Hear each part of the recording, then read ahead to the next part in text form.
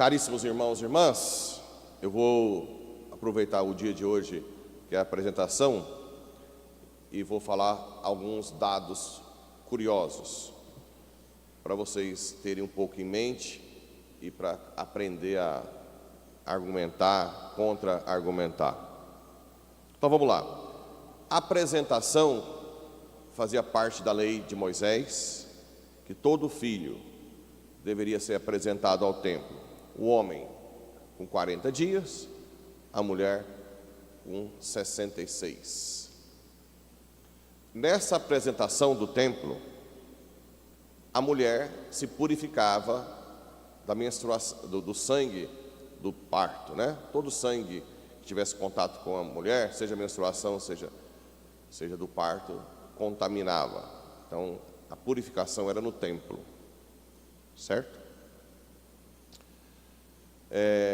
Não se fala da apresentação de Nossa Senhora nos livros canônicos, na Bíblia canônica, inspirada. Nem que os pais de Nossa Senhora são São Joaquim e Santana. Isso está num livro apócrifo. O que é livro apócrifo? É um livro que não foi inspirado por Deus, portanto não é palavra de Deus, que tudo é verdade, sim, que pode confiar, mas também não quer dizer que não tenha verdades. A tradição pegou o nome de São Joaquim Santana no livro apócrifo chamado Proto-Evangelho de São Tiago. É um livro que era lido na época, né? Até aqui, mais uma curiosidade: se existem vários evangelhos e nós temos só 4, quem escolheu? A igreja. A autoridade da igreja que está no Espírito Santo. Na fé católica, não é a Bíblia que caiu do céu de zíper que tem autoridade sobre a igreja. É a igreja que recebeu o Espírito Santo de Jesus, que escolheu quais são os livros do Novo Testamento. Entenderam? Ou não? É ridículo essa história, não está na Bíblia, será o quê? Santo Agostinho dizia: eu acredito na Bíblia porque a igreja manda eu acreditar, pela autoridade dela. Estão acompanhando? Sim? Então tá. Nesse proto-evangelho fala da apresentação de Nossa Senhora. Lá fala com 1 ano de idade, apesar que a lei manda com 66. Então, aqui já começa a ter dados que a igreja não fala com certeza. Aí aqui, no livro de Zacarias, diz assim: rejubila, alegra-te, cidade de Sião. O que lembra isso? Alegra-te, ave, cheia de graça. Então, Sião é um monte de Jerusalém, que é onde estava o templo, simboliza Jerusalém, que por sua vez simboliza o resto de Israel, ou o povo de Israel, e neste caso o resto de Israel, o povo fiel a Deus que ficou em Jerusalém. Maria não é a personificação da igreja? Então Maria é a filha de Sião, é aquela que simboliza todo o povo, o resto de Israel, o povo fiel, certo? Por isso que ela é chamada filha de Sião. Por isso que tem esse paralelo entre esse livro de Zacarias, alegra-te, cheia de graça, e o livro de Lucas. Lucas fez um paralelo: ave cheia de graça. Maria, filha de Sião, o povo de Israel, o povo que é fiel, o pequeno resto de Israel. Ela simboliza a fidelidade, todo o povo de Israel. Assim como Maria hoje simboliza toda a igreja. Tudo bem? Por isso que colocaram esse texto. E aí diz: eis que venho habitar no meio de ti, Jesus falando, muitas nações se aproximarão do Senhor naquele dia e serão o seu povo. Então é através de Maria que ele se encarna. Duns Scoto diz que Deus criou o universo pensando em Maria, porque Jesus já existia, o Filho, né? Mas ele precisava de uma mulher para que ele se encarnasse. Então toda a história centraliza, claro, em Cristo, mas Maria como aquela que foi preparada para receber Jesus. No Evangelho, parece que Jesus está meio que desdenhando, mas não é. Os evangélicos falam isso. Quando ele fala, quem são meus irmãos e minha mãe? Aquele que coloca a palavra de Deus em prática, cumpre, né? Pois todo aquele que faz a vontade do meu Pai, que está nos céus, esse é meu irmão. Ora, quem é que mais se aderiu à palavra de Deus? Maria. Ela disse sim, a tal ponto que a palavra de Deus se encarnou nela. Então ela é o maior exemplo disparado de quem obedece a Deus. O sim dela, ela corria risco até de ser apedrejada, aparecer grávida. Então Maria é o máximo de obediência a Deus que existe. Por isso que ela é a criatura mais bela. Então aqui Jesus está reforçando que a sua família, que Maria não é egoísta, não é só ela, mas o sim dela estendeu a família de Jesus para todos nós. Ok? Aqui também fala a palavra sua mãe e seus irmãos. Aqui tem uma longa história, né? Irmãos não quer dizer irmãos de sangue. Em hebraico se usa a palavra irmãos para parentes próximos. Tem vários textos que mostram isso. Por exemplo, chama João e Tiago de irmãos de Jesus. E João e Tiago são filhos de Zebedeu e Maria Salomé. Certo? Tanto é que Jesus chama eles de Boanerges, filhos do trovão.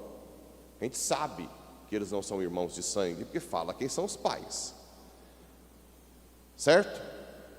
Chama Tiago menor, São Judas, Tadeu, José também de irmãos, que são filhos de Maria de Cleofas, Alfeu. Depois chamam Maria de Cleofas e Maria Salomé, irmãs de Maria. Aqui entra um problema. Por quê? Maria de Cleofas é chamada de irmã de Maria, mas é cunhada, porque Cleofas, Alfeu, é irmão de José. Mas como chamam irmãos de parente próximo, não é isso? Por que chama de parente próximo? Porque o hebraico não tem muitas palavras. Por exemplo, não tem primo. Para chamar de primo em hebraico, você tem que falar filho do tio, ben dot, filho do tio.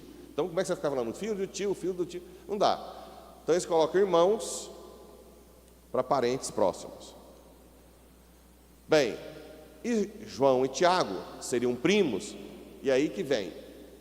Grande parte da tradição coloca Maria Salomé como irmã de Maria. Tudo bem? Mas, no apócrifo, Maria é filha única. Do mesmo jeito que Ana era estéril e na idade mais velha recebeu a graça de ficar grávida de Maria. Então, aí já fica meio. Mas apócrifo não é a Bíblia, né? Então, pode ser que Maria pode ter tido uma irmã. Tudo bem? Está dando confusão na cabeça, não? Eu estou falando isso porque vocês têm que aprender a argumentar com o protestante. Porque eles vão colocar, aqui. Agora, é fácil descobrir que Jesus não teve irmãos, porque Maria é virgem antes, durante e após o parto. Ok? Ela não teve nem relação com José. Não fala hora nenhuma que Maria é mãe dos outros. Não fala que eles são filhos de Maria. Na hora da cruz, Jesus entrega Maria a São João, e ele leva ela para casa. Se ela tivesse outros filhos, provavelmente não seria João, que é primo de Jesus. Então, existem vários argumentos que mostram que Maria não teve outros filhos. Vários, né? Muito bem. Claro, o Evangelho foi escrito em grego. Grego tem primo, tem outras palavras, mas manteve essa influência hebraica, semítica, de falar de irmãos. Bem, mas Maria é aquela nova Eva, a mãe da humanidade. né? A nova mãe, que gera uma nova humanidade. Assim como Eva gerou a humanidade corrompida pelo pecado, Maria gera uma nova humanidade, que é a do céu. Então existe hoje um útero espiritual de Maria. Por isso que quando a gente reza o rosário, o terço, o rosário, nós entramos no útero de Maria. Quando eu rezava o terço da minha conversão, ela me mostrava todos os pecados da minha vida inteira, sem eu querer. Começava a rezar o terço, vinha tudo na minha cabeça, tudo. E foi ali que eu comecei a ver que eu não era grande coisa. Porque uma das coisas, quando a pessoa está afastada de Deus, é ela achar que não tem pecado nenhum, que é boazinha, né? Tem mais enjoado no mundo e fala que é boa. Não, não pequei, ninguém aguenta ficar perto. Sem pecado? Não, eu sou muito boa, eu faço muito bem, caridade. Quando você vai ouvir falar do trem, ninguém nem quer chegar perto, né? Por quê? Não vê. A escuridão é igual uma sala suja, no escuro. Você não vê a sujeira. Não, minha sala é a melhor sala. Mas quando você põe a luz, está pura sujeira. Então, o útero de Maria, ele vai mostrar a nossa sujeira. Porque o caminho de entregar-se a Jesus é reconhecer-se dependente dele. Então Maria põe no útero dela e vai fazendo a gente nascer de novo, né? O batismo é dentro, a igreja, Maria é a personificação da igreja. O batismo é como se fosse dentro do útero da igreja, que a pessoa nasce de novo da água e do Espírito. Claro que depende também da educação dos pais para fazer frutificar esse Espírito Santo que recebe. E aí, por isso esse Magnificat, quando Maria foi visitar sua prima Isabel, minha alma engrandece ao Senhor, pois ele viu a pequenez de sua serva. Sempre Deus busca os pequenos, né? E desde agora as gerações hão de chamar-me de bendita. Está na Bíblia. Não sei porque que nossos irmãos não chamam ela de bem-aventurada, de bendita. O poderoso fez por mim maravilhas, seu amor de geração em geração chega a todos que o respeitam. Demonstrou o poder de seu braço, dispersou os orgulhosos, derrubou os poderosos dos tronos e os humildes exaltou. De bem saciou os famintos e despediu sem nada os ricos. Acolheu Israel, seu servidor, fiel ao seu amor, como havia prometido aos nossos pais, em favor de Abraão e seus filhos para sempre. Esse é o cântico de Magnificat, né? Então, Nossa Senhora é aquela que gera a nova humanidade. E Cristo é o exemplo. Então, Maria gera novos Cristos hoje. Quanto mais você se aproxima dela, mais nós vamos nos assemelhar a Cristo, que é o exemplo primordial de ser humano. Cristo é 100% humano, por isso que ele não tinha os poderes dele aqui, e viveu da melhor forma possível, a perfeição da humanidade na terra. Então Maria continua hoje sendo esse útero que gera novos Cristos na terra. Assim como Eva deu o fruto proibido, Maria dá o fruto da vida eterna, certo? Então vocês vão ter. Então posso dizer que Maria é a árvore da vida? É, ela gerou o fruto, não é? Também a cruz. Por que o madeiro da cruz? Quando o fruto está maduro para colher, certo? Então eu posso chamar a árvore da vida Nossa Senhora, porque gerou o fruto, mas também posso chamar a árvore da vida a cruz,